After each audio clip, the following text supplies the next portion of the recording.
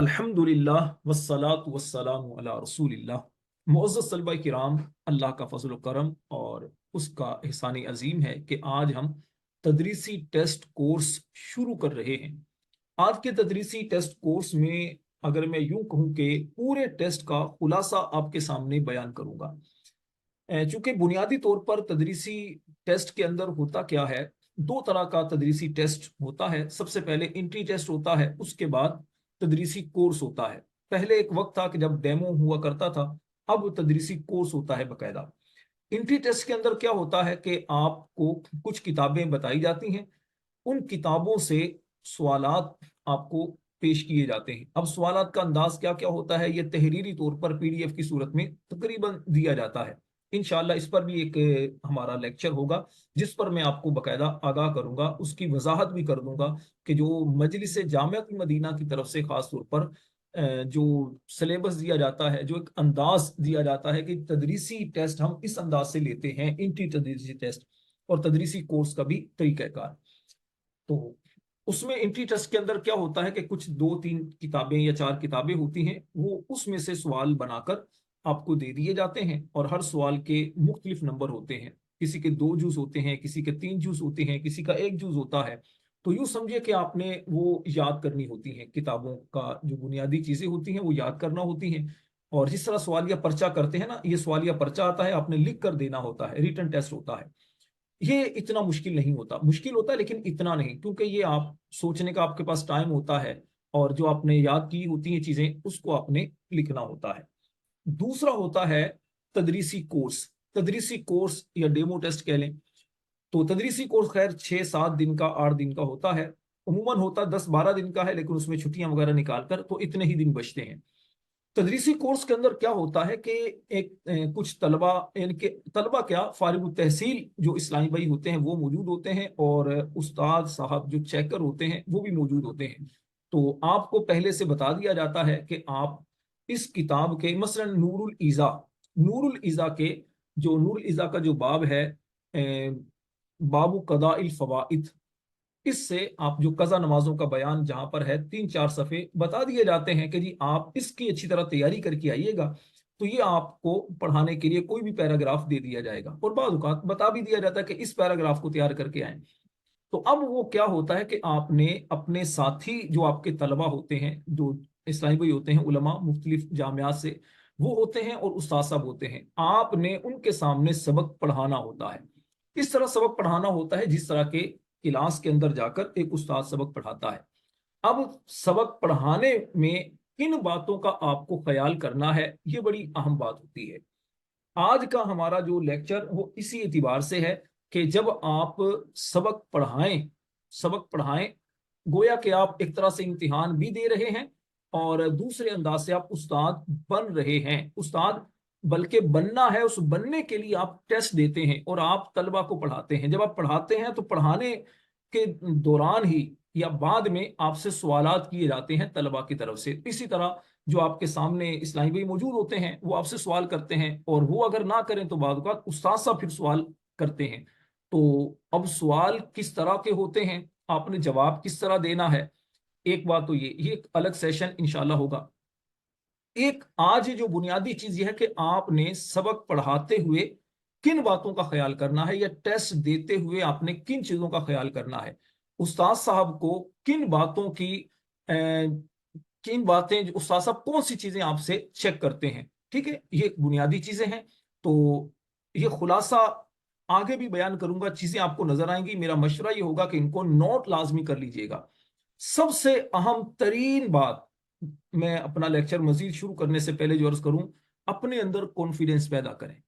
एतिमाद होना चाहिए, एतिमाद इस बात का कि मैं जो बयान कर रहा हूं ये दुरुस्त है और दुरुस्त होने की दलील आपके पास हो।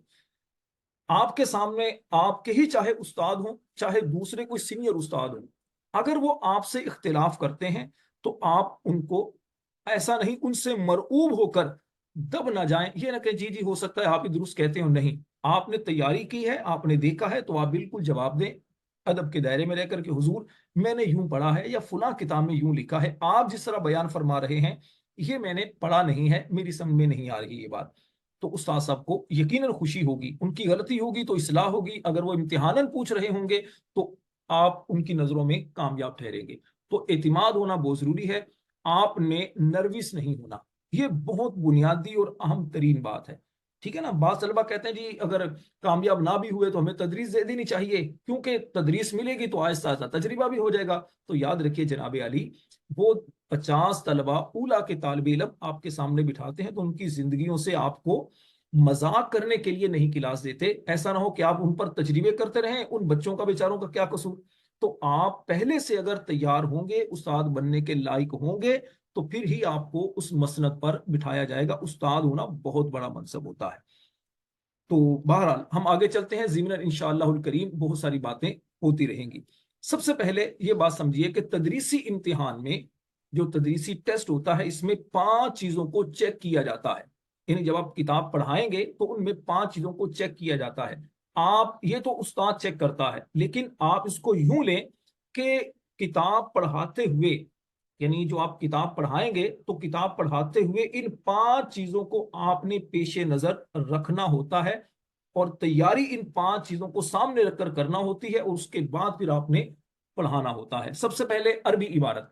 چونکہ آپ جو موجود ہیں تدریسی ٹیسٹ کورس میں تقریباً فارغ التحصیل ہیں یا پھر دورہ حدیث کے اسلامی بھائی ہیں, تو آپ عربی عبارت, کیونکہ عربی کتابوں سے ہی ہمارا تعلق ہے, اور عربی کتابیں جو ابھی تک آپ کی طرف سے میرے پاس آئیں, جن کا آپ نے ٹیسٹ دینا ہے, ان میں سے بنیادی کتاب نور الایضاح ہے, قدوری ہے, ٹھیک ہے, فقہ کی اور اصول فقہ میں اصول شاشی ہے, اور اسی طرح منطق میں مرقات ہے, بلاغت میں دروس البلاغہ ہے, اور اسی طرح اعتقاد الاحباب ہے عقائد کے حوالے سے.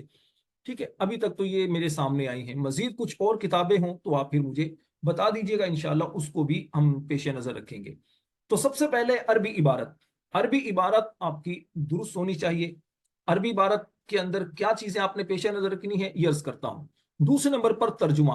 آپ جو کتاب جو آپ نے عربی عبارت پڑھی, پیراگراف کی یا ایک لائن پڑھی, اس کا ترجمہ کس طرح آپ نے کرنا ہے, درست ترجمہ کیسے ہوتا ہے, غلط انداز سے ترجمہ کیا ہوتا ہے, ترجمے میں کن کن چیزوں سے بچنا ضروری ہے اور کن کن باتوں کا خیال رکھنا ضروری ہے, یہ بھی چیزیں عرض کی جائیں گی, اور اس کی انشاءاللہ مثالیں بھی پیش کی جائیں گی آج آپ کے سامنے. تیسرے نمبر پر صرف و نحو. صرف و نحو کے اندر سیغے کی پہچان, صرف میں سیغے کی پہچان, نحو کے اندر اعراب, وجوہ اعراب, ٹھیک ہے, یہ چیزیں نحو کی ہی ایک پارٹ, نحوی ترکیب. پھر آپ سے ضمناً کسی جملے کی ترکیب بھی پوچھ لی جاتی ہے کہ جی اس کی نحوی ترکیب کر کے بتائیں. اور 5ویں نمبر پر جو کہ اہم ترین بات, وہ ہے انداز تفہیم. آپ کا سمجھانے کا انداز کیسا ہے. آپ عربی عبارت پڑھی, ترجمہ کیا, صرف و نحو بھی ٹھیک, نحوی ترکیب بھی ٹھیک, لیکن انداز تفہیم ہی آپ کو نہیں, آپ کا درست, تو آپ کو کبھی بھی استاد نہیں بنایا جا سکتا. انداز تفہیم اگر آپ کا اچھا ہے, انداز تفہیم کا سادہ سا مطلب سمجھیے کہ آپ اس انداز سے اپنی بات کو, سبق کو بیان کریں کہ طلباء کے ذہن میں وہ نقش ہو جائے. ضمن 2-3 مرتبہ دہرایا بھی جا سکتا ہے. آسان سے آسان ترین الفاظ استعمال کریں. اپنے لفظوں کو ستھرا رکھیں, تلفظ درست آپ کے ہوں, ٹھہراؤ ہو آپ کی گفتگو میں, اور اس انداز سے گفتگو کریں کہ طلباء کو لگے کہ یہ چیزیں بالکل آسان ہے. سب سے پہلے استاد یہی کرتا ہے, جی بالکل آسان ہے. استاد کو جب وہ چیز آسان لگے گی تو طلباء کو بھی آسان لگے گی. اگر استاد مسند تدریس پر بیٹھتے ہی یہ کہے گا آج کا سبق بڑا مشکل ہے, کوشش کروں گا کہ آسان انداز میں آپ کو سمجھاؤں, تو طلباء کا 50% پہلے ہی ذہن بن چکا ہوگا کہ آج کا سبق جناب بڑا مشکل ہے, یہ سمجھ میں نہیں آنے والا. تو استاد مورال بلند رکھے, طلباء کا بھی مورال بلند رکھے, ان کو نروس نہ کرے. ٹھیک ہے جی. تو ان چیزیں اب ان کی تھوڑی سی وضاحت پیش کرتا ہوں. سب سے پہلے عربی عبارت. عبارت میں مضبوطی کا مطلب پیارے اسلامی بھائیوں وہ یہ ہوتا ہے کہ عبارت پر پڑھے جانے والے اعراب کی وجہ اعراب دلیل کے ساتھ معلوم ہو. یعنی آپ عبارت پر جو اعراب پڑھتے ہیں اس اعراب کی وجہ اعراب آپ کو پتا ہو, یہ اعراب کیوں میں نے پڑھا, اعراب کی وجہ ہو, وجوہ اعراب. اس کے لیے انشاءاللہ میں آپ کو ایک سبق بھیجوں گا کل, ریکارڈڈ, کل چونکہ واٹس ایپ کی ہماری کلاس ہے تو اس میں ریکارڈڈ آپ کو سبق بھیجوں گا اعراب اور وجوہ اعراب کے بارے میں.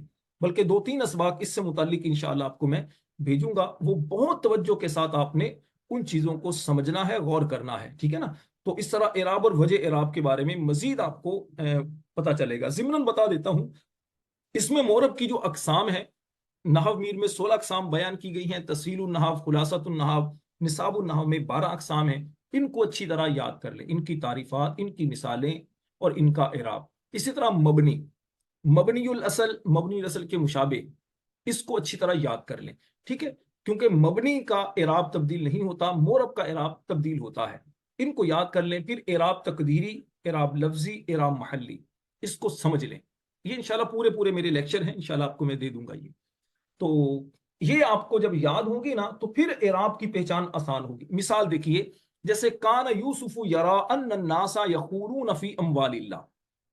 अब ये एक इबारत है। इस इबारत में आप गौर करें कि काना फेल नाकिस है, फेल माजी है, ठीक है। और आपको पता है कि ये मबनी होता है, ठीक है, इसको छोड़ दिया। मबनी का इराम महल्ली होता है, यूं कहकर आप छोड़ सकते हैं। उसके बाद यूसुफु, अब यूसुफु ये मरफू है।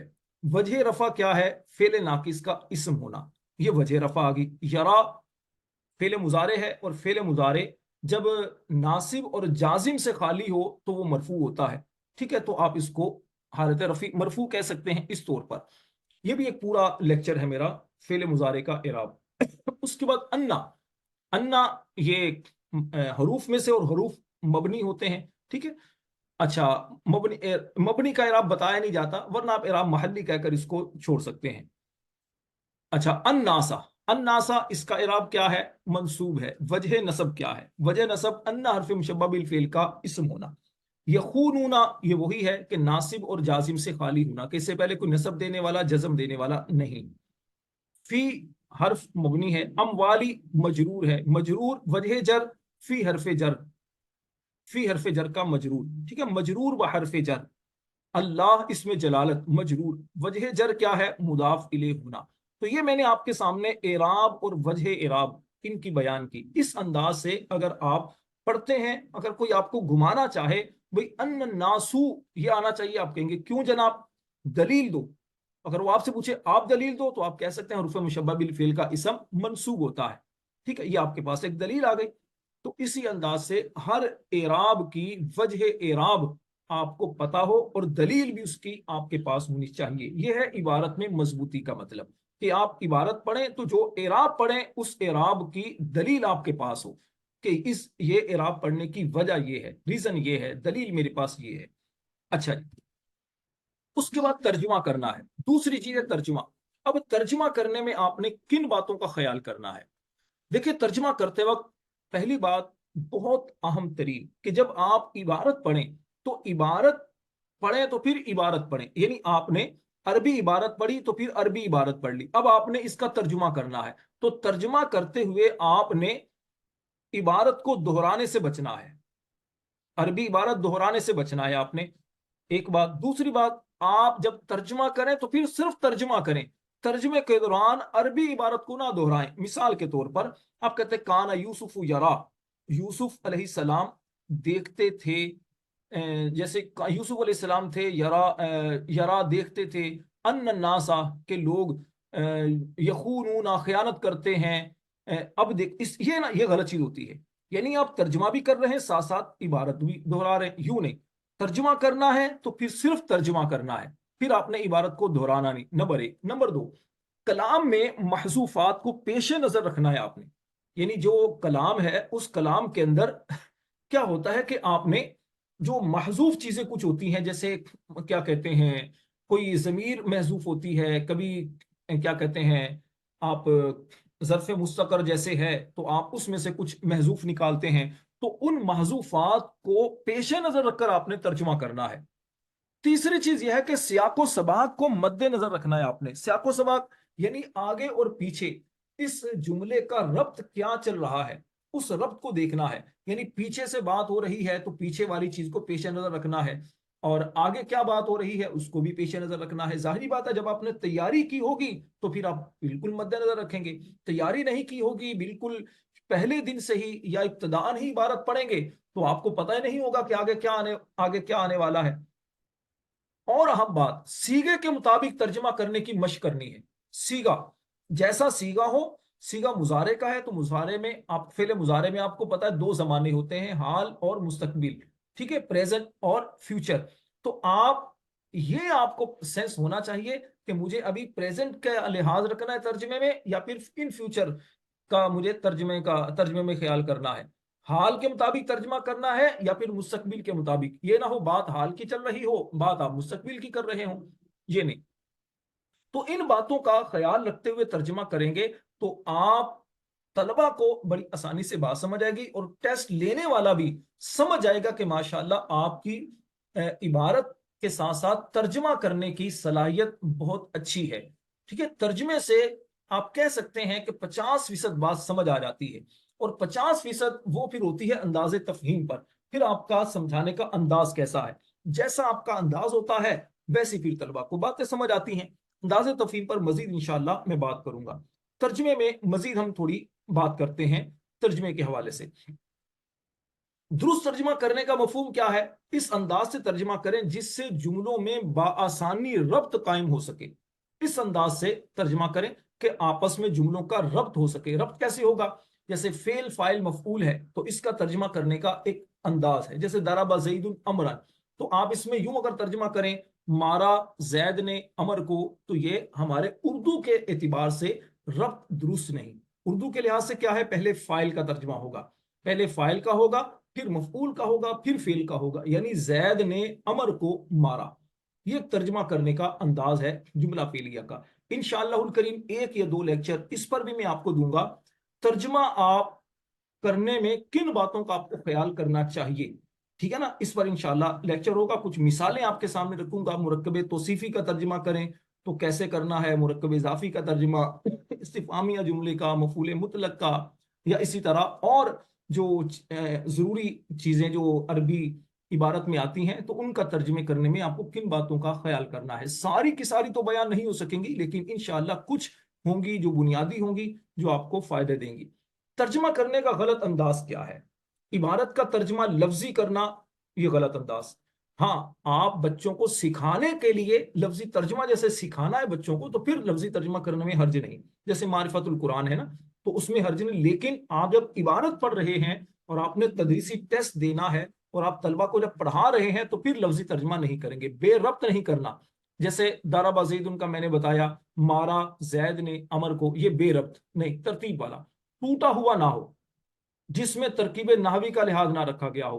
टूटा हुआ तरकीब नाहवी का लिहाज ना रखने का मतलब कि फेल फाइल मफूल का, जैसे जैसे मुरक्कब तौसीफी है ना, रजुलुन सालिहुन, मर्द नेक नहीं, बल्कि तरतीब क्या है इसमें, तरकीब नाहवी का लिहाज रखते हुए उलट तर्जुमा करेंगे, नेक मर्द।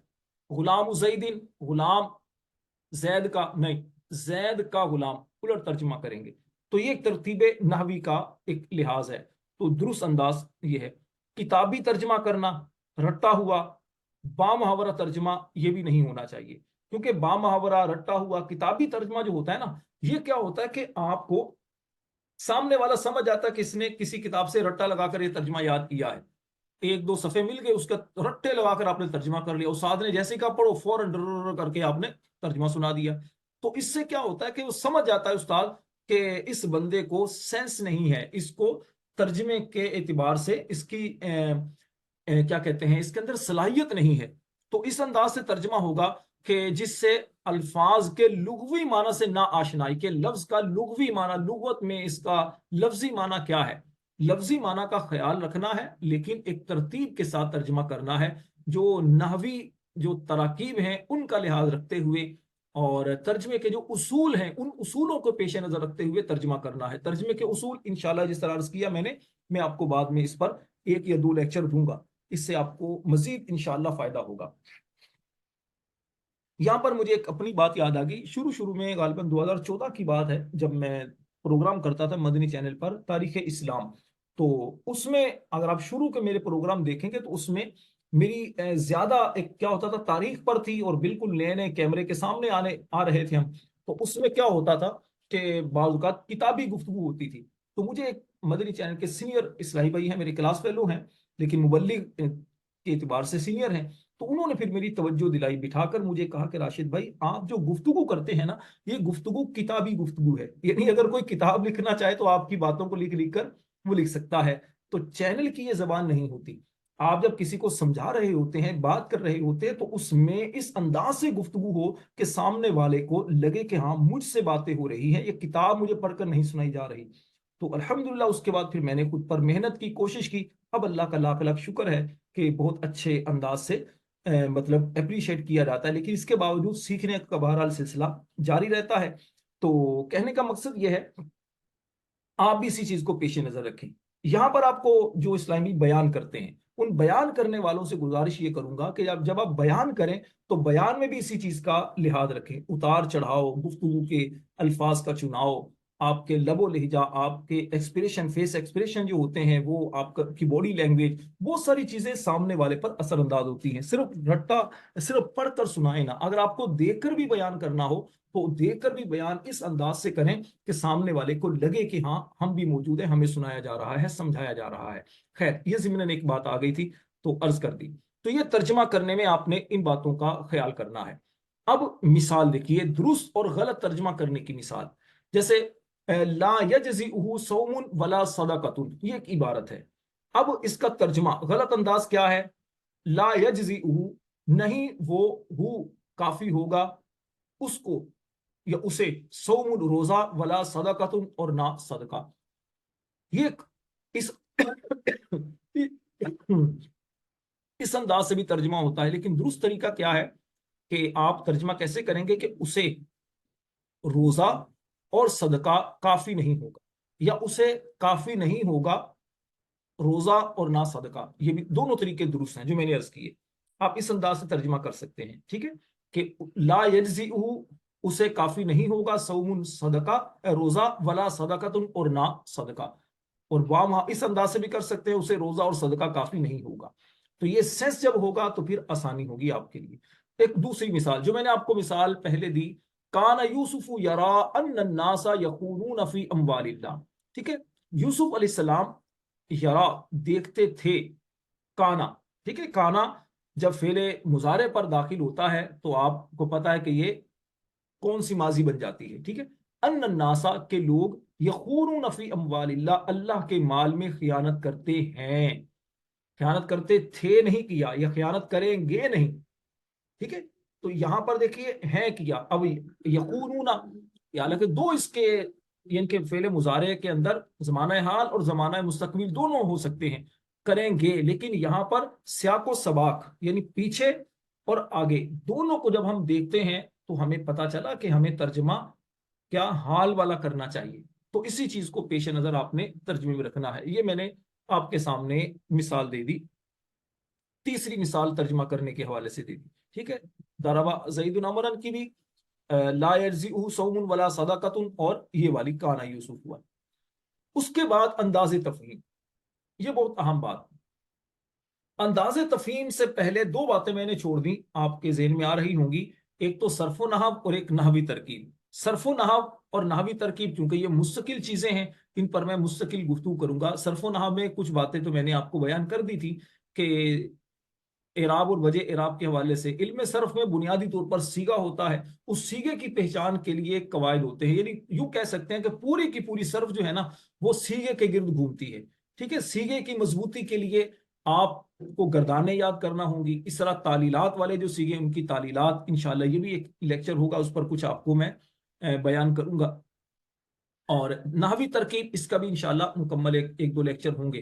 تو نحوی ترکیب کے اندر آپ کو الفاظ کا ربط جوڑنا ہوتا ہے، پھر ان کو دیکھنا ہوتا ہے کہ یہ ذوالحال ہے تو اس کا حال آئے گا، یہ اگر مضاف ہے تو اس کا مضاف الیہ آئے گا، یہ اگر فاعل ہے تو فاعل کے لیے فعل ضروری ہے، اگر فعل معروف ہے تو فاعل ہوگا آگے، فعل مجہول ہے تو نائب الفاعل آئے گا، ٹھیک ہے، فعل لازم ہے تو فاعل کے ساتھ مکمل ہو جائے گا، فعل متعدی ہے تو فاعل کے ساتھ ساتھ مفعول بہ کی بھی سے ضرورت ہوگی، ٹھیک ہے، پھر مفاعل خمسہ، تو بہرحال ایک پوری دنیا ہے ترکیب کی بھی، یہ انشاءاللہ کچھ اس پر بھی گزارشات بیان کروں گا۔ انداز تفہیم میں نے کہا تھا یہ بہت اہم ترین بات۔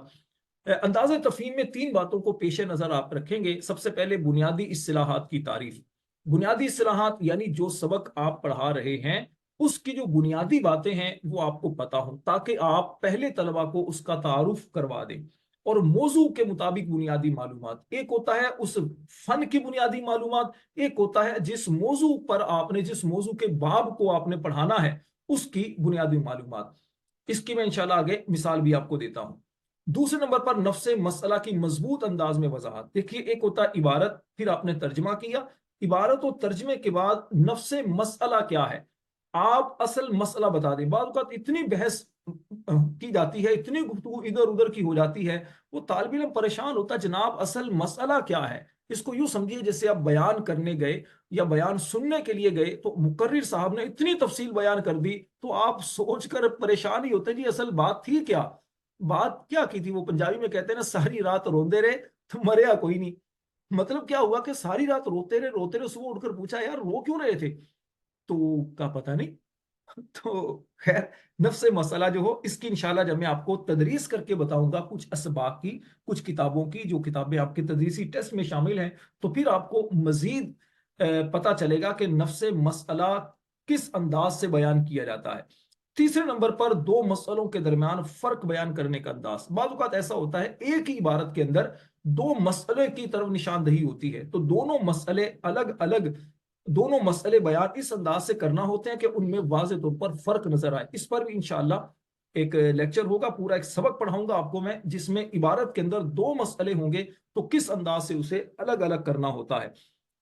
سب سے پہلے جو میں نے کہا بنیادی اصطلاحات کے بارے میں آخری گفتگو میری ہے کہ جیسے نور الازا کا باب ہے، قضاء الفوائد، فوت شدہ نمازوں کی جو قضا، فوت شدہ نمازیں جو ہیں ان کی قضا کے بارے میں ایک باب ہے، تو اس پر بنیادی طور پر آپ کو کیا معلومات ہونی چاہیے، آپ کو پتا ہو تو پھر آپ طلبہ کو بتا سکتے ہیں اور اس کے بعد پھر وہ باب پڑھائیں۔ جیسے صاحب ترتیب کی تعریف کیا ہے، کیونکہ اس میں فوت شدہ نمازوں میں آتا ہے کہ جو صاحب ترتیب ہے اس کی بات آئے گی، تو طلبہ کی طرف سے لازمی سوال ہوگا استاد صاحب صاحب ترتیب کیا ہوتا ہے، تو اس کی تعریف آپ بتائیں آسان انداز میں۔ پھر کیا فجر و عصر کے بعد قضا نماز ادا کی جا سکتی ہے؟ ٹھیک ہے، اس کے بارے میں ایک تو ایک نارمل مسئلہ ہے، ٹھیک ہے۔ پھر اس کا اصول کیا ہے؟ اچھا، اگر کسی صاحب ترتیب شخص کی ظہر کی نماز قضا ہو گئی اور عصر کی نماز پڑھنے کے لیے اس کو مکروہ وقت ملا، تو اب کون سی نماز پہلے ادا کرے؟ عصر کی نماز ادا کرے مکروہ وقت میں، یا ظہر کی جو قضا نماز وہ ادا کرے؟